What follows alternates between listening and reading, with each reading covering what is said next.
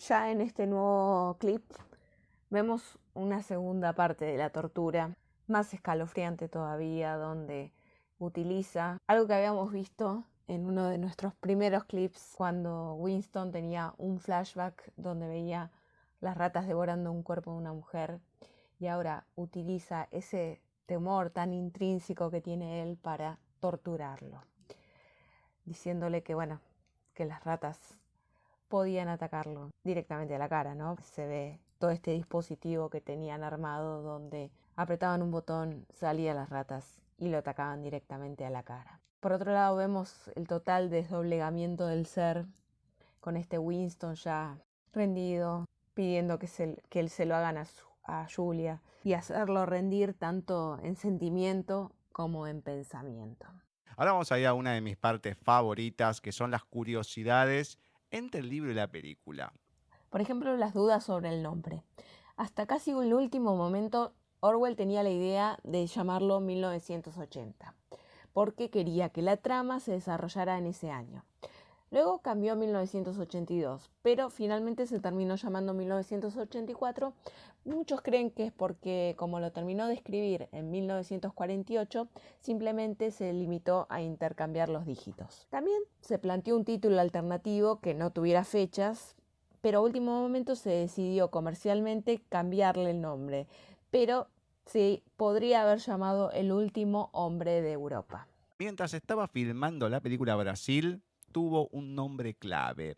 Este fue en 1984 y medio, una clara referencia a la novela de George Orwell, pero también un homenaje a Federico Fellini y su película Ocho y medio. Terry Gilliam quería llamar así a la película Brasil, pero el año anterior se había estrenado justamente 1984 de Michael Radford. Cuando publicó su novela, George Orwell fue acusado de plagiar las ideas de Nosotros, libro que fue editado en 1921, cuya autoría era del ruso Yevgeny Zamyatin. Orwell reconoció esta influencia, pero dijo que había enriquecido el argumento con sus experiencias tanto en la Segunda Guerra Mundial como en la Guerra Civil Española. Nosotros había surgido tras la represión que había surgido el mismo autor de la mano del régimen zarista como posteriormente de los bolcheviques. De hecho, el propio británico reconoció que se había planteado escribir 1984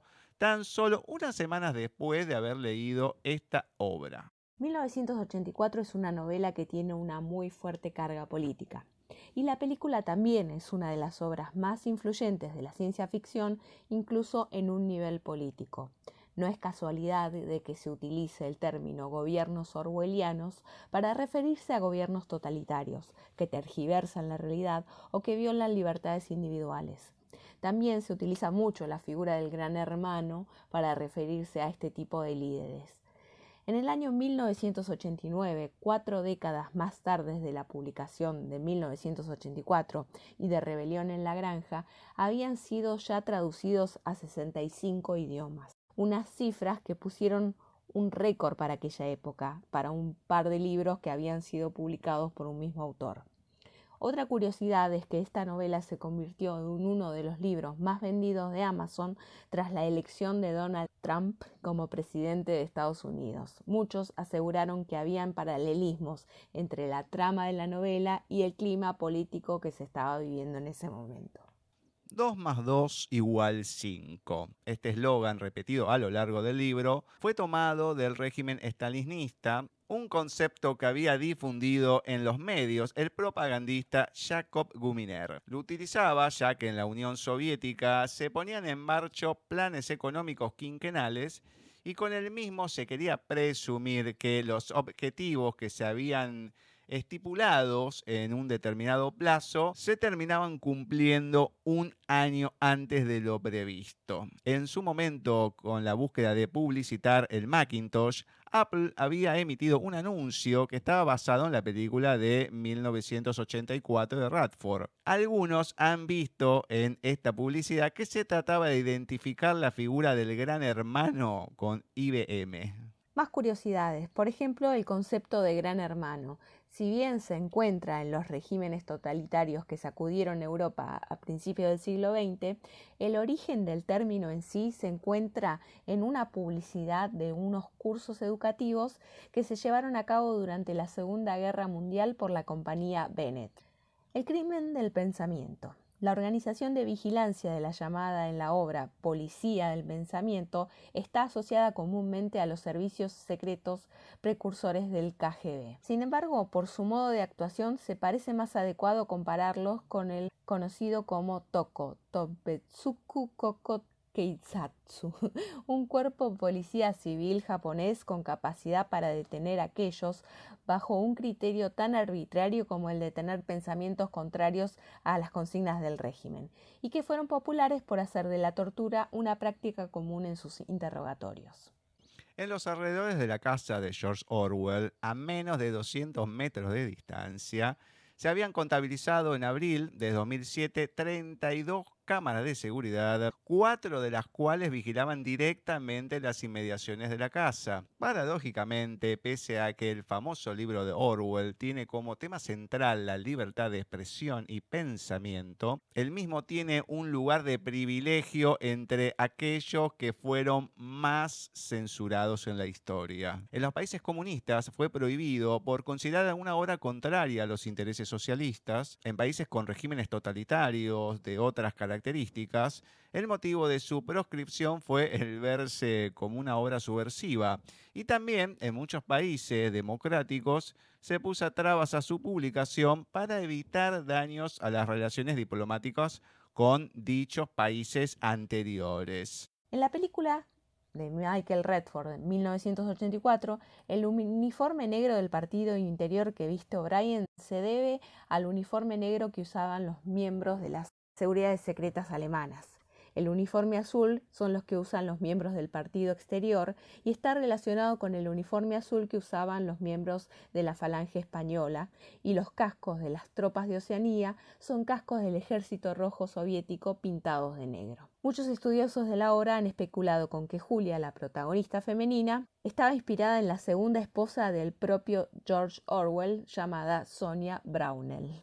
La novela ha influido muchísimo en la sociedad mundial desde su publicación. Además de ser llevado al cine, al teatro o la televisión, ha servido de fuente de inspiración para personalidades del mundo de la música.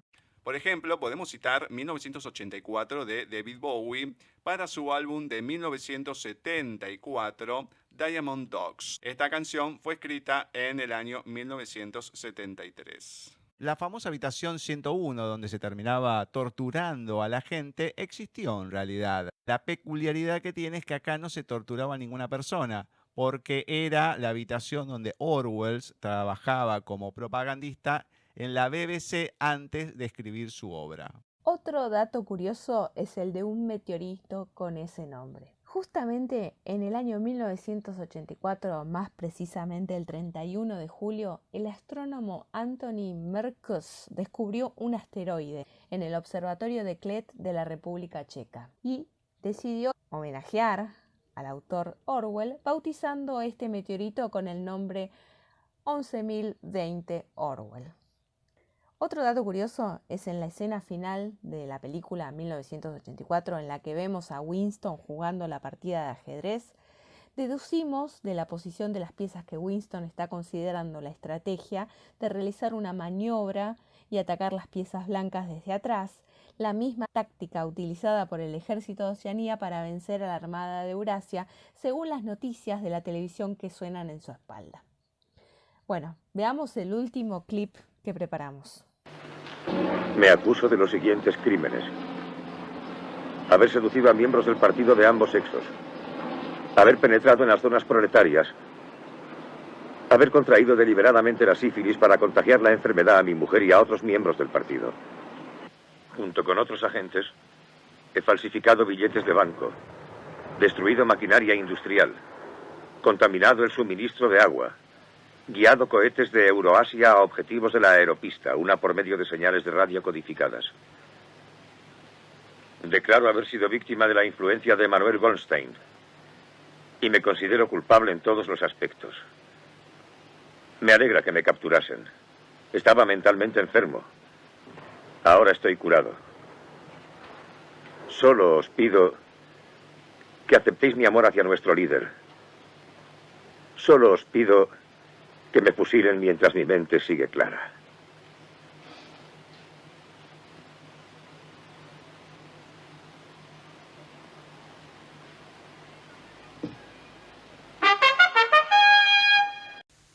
Yo me acuso de los siguientes crímenes. He seducido a miembros del partido de ambos sexos. He estado en las zonas proletarias. Deliberadamente contraje sífilis para contagiar a mi esposa y a otros miembros del partido. Junto con otros agentes, falsifiqué notas bancarias. Arruiné maquinaria industrial. Contaminé las fuentes de agua. Y guié bombas cohete euroasiáticas a blancos en pista de aterrizaje, uno por medio de señales codificadas de radio. Estoy aquí, una víctima de la influencia de Emanuel Goldstein. Culpable de todas las acusaciones. Me alegra que me descubrieran. Estaba mentalmente desquiciado. Ahora estoy curado. Y solo pido que acepten mi amor por nuestro líder. Y que me fusilen mientras mi mente está todavía limpia.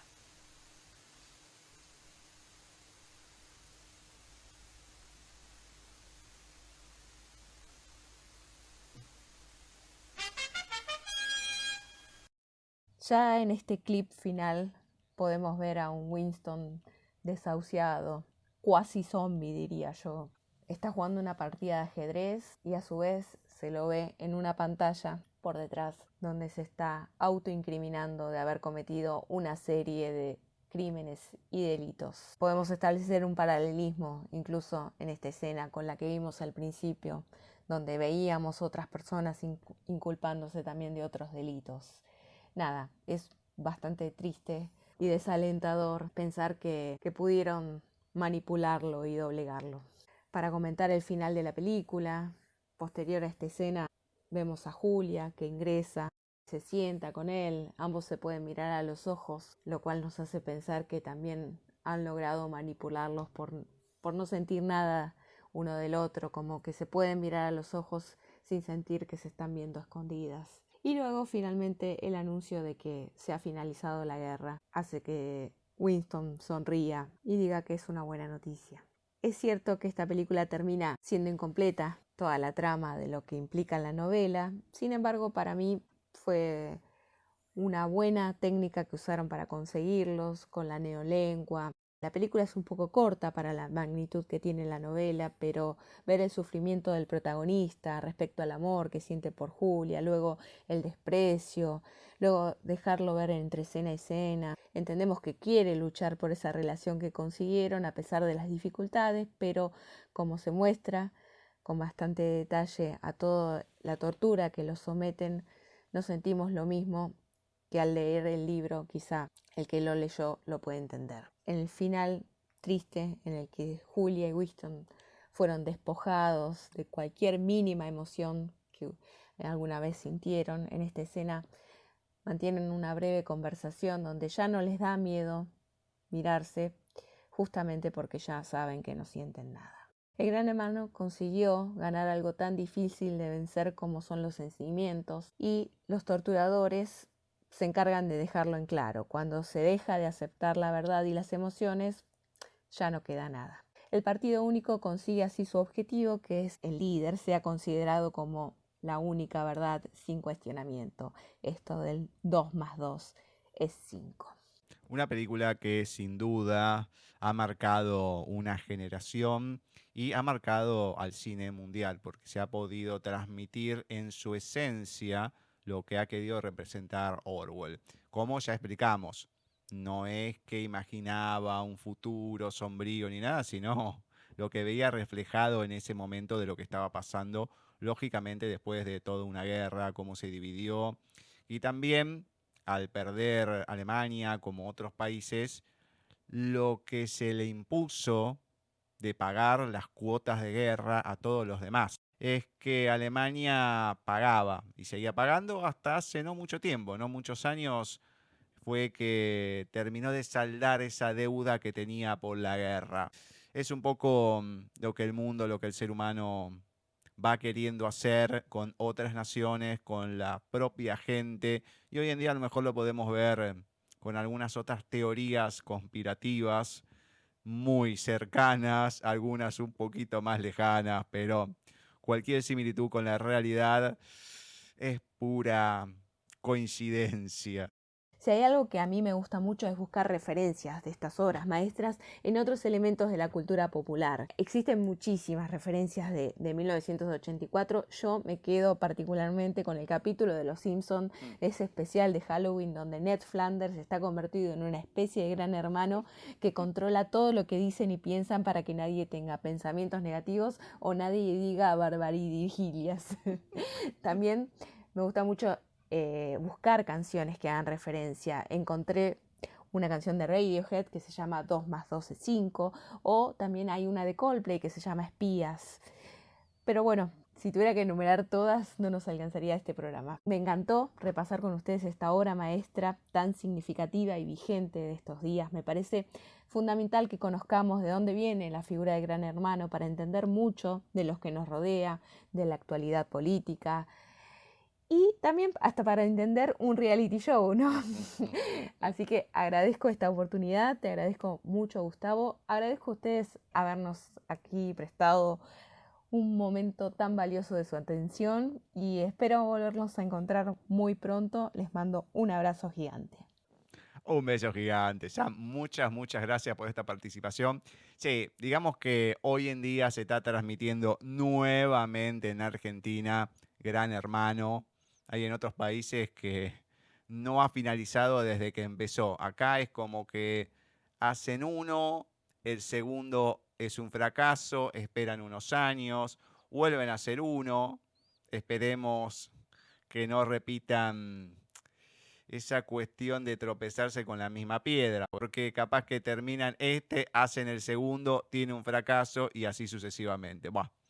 Otra que piensan que 2 más 2 es 5, por eso no le cierran los números, pero ese es otro tema. Bueno, Sam, un abrazote gigante, muchas gracias por bancarnos y estar de vuelta en estos especiales. Veremos el último del año, el que viene en diciembre, si la podemos tener a Rosy o no. Se está ahí recuperando. No sabemos si para el Mundial, si para la final o qué, pero esperemos tenerla acá en el último especial del año, porque va a ser así. Veremos cómo se van dando las cosas. Lo que sí, le agradecemos nuevamente a Sam, a Rosy, que está ahí en las sombras, tipo la gran hermana, vigilándonos qué es lo que vamos haciendo. Vamos a ver qué nos dice cuando vuelva. Y nosotros nos despediremos hasta el próximo especial, donde volveremos a analizar otra película, curiosidades, etcétera. Cuídense y nos vemos dentro de muy poquito cuando volvamos con otro Cine desde la Distancia.